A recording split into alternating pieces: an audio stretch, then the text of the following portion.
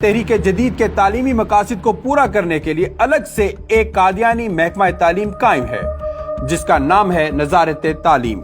یہ بھی ایک مکمل تنظیم ہے اور اس کا ذکر بھی FIR میں موجود ہے۔ وزارت تعلیم قادیانی اداروں میں ہی اپنی سرگرمیوں کو جاری رکھے ہوئے نہیں بلکہ سرکاری اور پرائیویٹ اسکول، کالج، یونیورسٹیوں میں بھی قادیانیت کی تبلیغ کے لیے مسلمان طلباء کو گمراہ کرنے کی کھلی عام کوشش کرتا ہے۔ وزارت کے زیر اہتمام چلنے والے اداروں میں تعلیم حاصل کرنے والے طلباء ملک بھر میں قادیانیت کی تبلیغ اور تحریف شدہ ترجمہ قرآن پاک کی تقسیم کے لیے ہر ماہ 3 دن یا نظارات کی مخصوص ہدایت کے مطابق سفر کرتے ہیں، جسے وقفے عارضی کا نام دیا جاتا ہے۔ ربوہ ٹائمز اور ویکیپیڈیا کے مطابق یہ ادارے صرف احمدی مسلمانوں کے لیے مخصوص نہیں ہیں بلکہ ربوہ اور اس کے آس پاس کے علاقوں سے غیر احمدی طلباء کو بھی داخلہ دیتے ہیں۔ وزارت تعلیم کی طرف سے یہ تمام اسکالرشپ جو ہیں، یہ تمام مالی امداد کی جو مدیں ہیں، یہ سب کے لیے اوپن ہیں، صرف احمدی کے لیے نہیں ہے، اور اس میں چاہے غیر احمدی ہو چاہے کسی مذہب کا تعلق ہو، کیونکہ تعلیم کا مذہب سے کوئی تعلق نہیں ہے۔ دیکھیں کہ قادیانیوں نے مزید کون کون سے جرم کیے جن کی وجہ سے یہ سارا مقدمہ چلا۔ انہوں نے اپنے مذموم مقاصد اور قادیانیت کی تبلیغ کے لیے قرآن کریم کو تحریف شدہ ترجمے اور تفسیر کے ساتھ چھاپا اور تقسیم کیا، جسے یہ تفسیر صغیر کا نام دیتے ہیں۔ یہ ہے قرآن مجید کا ایک نسخہ اور اس میں قرآن کا ترجمہ اور تفسیر پیش کی گئی ہے۔ کھا گئے نا بے دھوکا، یہ تفسیر عام تفسیروں کی طرح نہیں بلکہ اس میں بہت کچھ الگ ہے۔ آئیے اسے پڑھتے ہیں۔ سورہ بقرہ آیت نمبر 4۔ اس آیت کا ترجمہ ہم سبھی جانتے ہیں، وَبِالْآخِرَةِ هُمْ يُوقِنُونَ، اور وہ آخرت پر یقین رکھتے ہیں، لیکن یہاں اس کا ترجمہ کچھ یوں لکھا ہوا ہے کہ اور وہ آئندہ ہونے والی موعود باتوں پر بھی یقین رکھتے ہیں۔ جی ہاں، قادیانیوں نے لوگوں کو دھوکہ دینے کے لیے آخرت کے معنی بدل دیے، یعنی تحریف کر کے اس کا غلط ترجمہ لکھا ہے۔ یہاں لفظ آخرت کا ترجمہ موعود باتیں یعنی مستقبل کی وہ باتیں جن کا اللہ نے وعدہ کیا ہو اس لیے کیا گیا ہے کہ قادیانی اپنے جھوٹے نبی کی باتوں کو وحی یا الہام ثابت کرنا چاہتے ہیں۔ ایک اور مثال اس سے بھی زیادہ بھیانک آپ کو بتاتا ہوں۔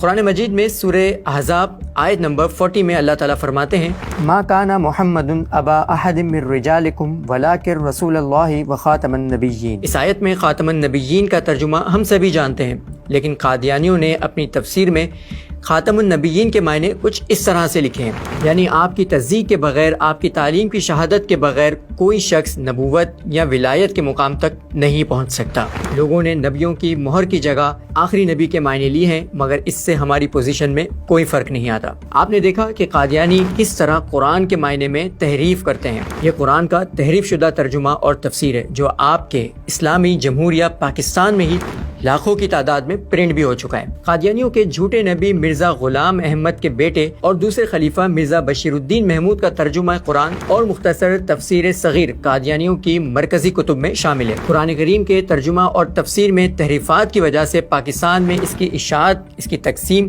اور اسے اپنے پاس رکھنا 295B 298C قرآن ایکٹ 2011 اور انسداد دہشت گردی ایکٹ کے دفعات کے تحت قانوناً جرم ہے، جس کی اس قانون میں مختلف سزائیں اور عمر قید بھی شامل ہے۔ پنجاب ہوم ڈپارٹمنٹ نے باقاعدہ نوٹیفیکیشن جاری کر کے اسے پروسکرائب یعنی کہ بین کتابوں کی لسٹ میں شامل کیا ہوا ہے، لیکن ان سب کے باوجود اسے شائع بھی کیا جا رہا ہے اور اس کی تقسیم بھی جاری ہے۔ اسلامی جمہوریہ پاکستان میں اتنے واضح اور اتنے سارے سخت قوانین کے باوجود یہ سب کچھ ہو رہا ہے، حیرت ہے۔ قادیانیوں نے اپنے مقاصد کو پورا کرنے کے لیے ریاست کے اندر ایک ریاست ربوہ کے نام سے قائم کر رکھی ہے۔